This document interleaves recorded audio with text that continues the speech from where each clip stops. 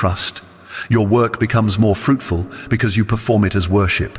Your provision increases because you give freely and trust completely. The scientific benefits of nightly Quran recitation have been studied extensively.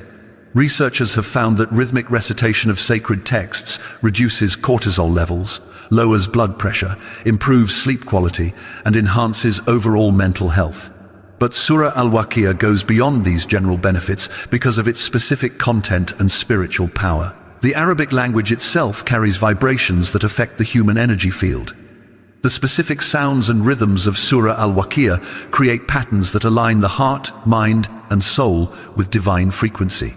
This isn't mysticism, it's the reality of how sound affects consciousness, something that modern science is only beginning to understand. When Imam Malik, may Allah have mercy on him, was asked about the special power of Surah Al-Waqiah, he replied, "It contains the reality of the Day of Judgment, the truth about divine provision, and the secret of spiritual transformation. Anyone who recites it with understanding cannot remain the same person they were before." The transformation isn't immediate or magical, it's gradual and profound. Night after night, as you journey through these verses, they begin to rewire your spiritual circuits. Your default thoughts shift from scarcity to abundance, from fear to trust, from selfishness to generosity. These internal changes inevitably manifest as external improvements in your life. The story of how this surah affected the early Muslim community is truly remarkable. Despite facing persecution, economic boycotts, and military threats, the believers who made Surah Al-Waqiah part of their nightly routine reported a deep sense of peace about their provision. They knew that if Allah wanted them to have something, no force on earth could prevent it. If He didn't want them to have something, no human effort could secure it. This trust freed them to take bold actions for the sake of their faith. They could migrate from Mecca to Medina, leaving behind their businesses and properties because they trusted in divine provision.